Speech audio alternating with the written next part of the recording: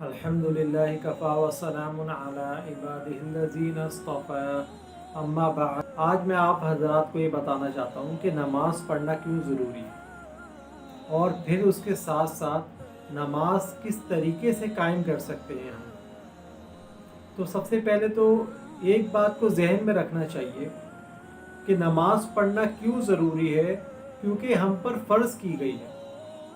نماز ہر مسلمان پر فرض کی گئی ہے، اور یہ تمام مسلمانوں کو جاننا چاہیے۔ شریعت محمدیہ میں نماز جس طریقے سے فرض ہے، اسی طریقے سے اور بھی بہت سی چیزیں فرض ہیں، لیکن نماز ایک ایسا فریضہ ہے کہ اس کو چھوڑنے پر کفر لازم آ جاتا ہے۔ چنانچہ حدیث مبارک میں آپ صلی اللہ علیہ وسلم فرماتے ہیں کہ من ترک الصلاۃ متعمدا فقد کفر، کہ جو شخص جان بوجھ کر نماز چھوڑتا ہے تو اس نے کفر کیا۔ تو اس حدیث شریف سے صاف ظاہر ہو رہا ہے، جس میں آپ صلی اللہ علیہ وسلم صاف لفظوں میں فرما رہے ہیں کہ نماز چھوڑنا کفر سے ملا دے۔ پھر اسی طریقے سے ایک اور حدیث شریف میں ترمذی شریف کی روایت ہے، اس میں فرماتے ہیں آپ صلی اللہ علیہ وسلم کہ مرنے کے بعد سب سے پہلا سوال جو ہوگا وہ نماز کے بارے میں ہوگا۔ تو اگر کسی مسلمان کی نماز صحیح نکلے گی، ٹھیک نکلے گی، تو وہ کامیابیوں کی منزل چڑھے گا، تو وہ کامیاب ہو جائے گا۔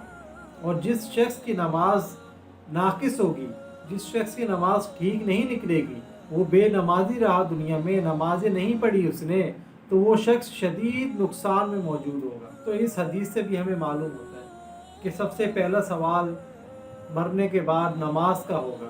اگر ہم ان چیزوں کو ذہن میں رکھیں تو ہم یقیناً نماز قائم کرنے والے بن سکتے ہیں۔ اور اسی طریقے سے نماز کی جو فضیلت بیان کی گئی ہے حدیث کے اندر، ان فضیلتوں کو بھی اگر ہم ذہن میں رکھیں گے تو اللہ پاک ہم کو توفیق دیں گے ضرور بضرور کہ ہم نمازوں کو قائم کریں۔ چنانچہ بخاری شریف میں ایک حدیث مبارکہ ہے، اس میں کیا فرماتے ہیں آپ صلی اللہ علیہ وسلم؟ وہ فرماتے ہیں کہ صحابہ کرام سے عرض کر رہے ہیں کہ اگر کسی کے گھر کے دروازے کے بعد نہر ہو اور وہ اس نہر میں روزانہ 5 مرتبہ نہائے، تو کیا اس کے جسم پر کوئی میل باقی رہے گا؟ تو صحابہ نے عرض کیا کہ ذرہ برابر بھی باقی نہیں رہے گا۔ تو آصف صلی اللہ علیہ وسلم نے فرمایا کہ یہی حال 5 وقت کی نماز کا ہے، کہ جب انسان 5 وقت کی نماز پڑھتا ہے وقت پر تو اس کے گناہوں کو اللہ پاک مٹا دیتے ہیں۔ ہر ایک نماز سے دوسری نماز کے درمیان جو چھوٹے موٹے گناہ ہوئے ہوتے ہیں وہ ان کے ذریعے سے، ان نمازوں کے ذریعے سے مٹ جاتے ہیں۔ پھر گناہ کبیرہ جو انسان سے سرزد ہو جاتے ہیں ان کے لیے مستقل معافی مانگنی پڑتی ہے۔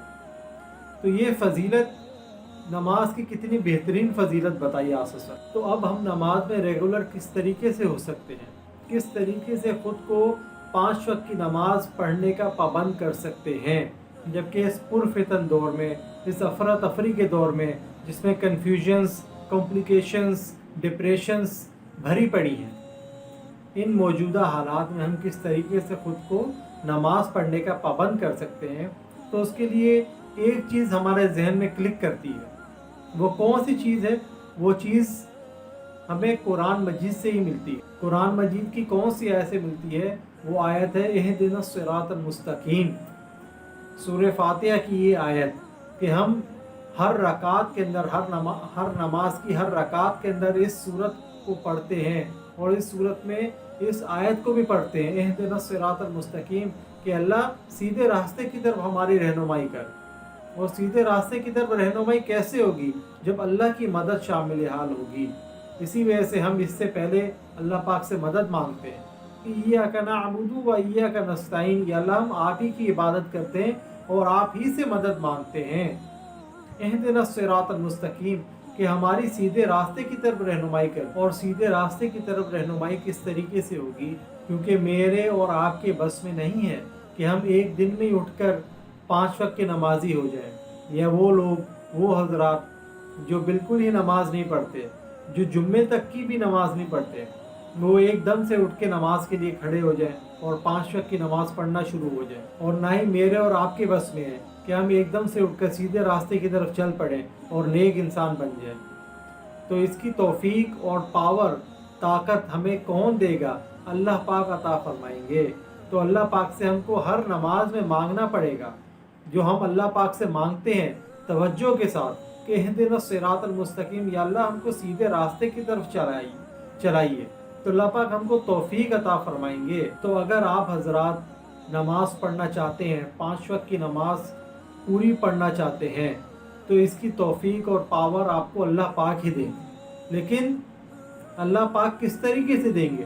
اس کے لیے آپ کو اللہ پاک سے مانگنا پڑے گا، اللہ پاک سے سیدھے راستے پر چلنے کی مدد مانگنی پڑے گی، اور اس کے لیے سنسیریٹی بھی چاہیے اور چاہت بھی ہونی چاہیے۔ بغیر سنسیریٹی اور چاہت کے آپ سیدھے راستے پر نہیں چل سکتے۔ تو اس لیے نیت اچھی ہونی چاہیے، ارادہ اچھا ہونا چاہیے، اور پھر اللہ پاک سے مدد طلب کرنی چاہیے۔ تو اللہ پاک ضرور بضرور ہم کو 5 وقت کا نمازی بنائیں۔ اور جو لوگ 5 وقت کی نماز پڑھنے کے عادی ہیں، وہ لوگ بھی ہر نماز کی ہر رکعت میں یہی دعا پڑھتے ہیں۔ کیوں پڑھتے ہیں؟ تاکہ ان کو مزید توفیق ملے۔ ایک تو اللہ پاک نے نماز کو ہم پر فرض کیا ہے، پھر ساتھ میں ہر نماز کی ہر رکعت میں ہم سورہ فاتحہ کی تلاوت بھی کرتے ہیں، تو اللہ پاک سے مدد طلب کرتے ہیں، اور ساتھ ساتھ اللہ پاک سے سیدھے راستے پر چلنے کی دعا بھی کرتے ہیں۔ تو اگر آپ حضرات 5 وقت کی نماز باجماعت پڑھنا چاہتے ہیں تو اس کی توفیق اللہ پاک ہی آپ کو دیں گے۔ اور وہ توفیق کس طریقے سے ملے گی؟ اس کے لیے ہم کو اللہ پاک سے مانگنا پڑے گا، اللہ پاک سے مدد حاصل کرنی پڑے گی۔ اور وہ مدد کیسے ملے گی؟ اس کے لیے ہمیں سنسیئر ہونا پڑے گا، اور چاہت ہونی پڑے گی ہمارے اندر کہ ہم نماز پڑھ سکیں۔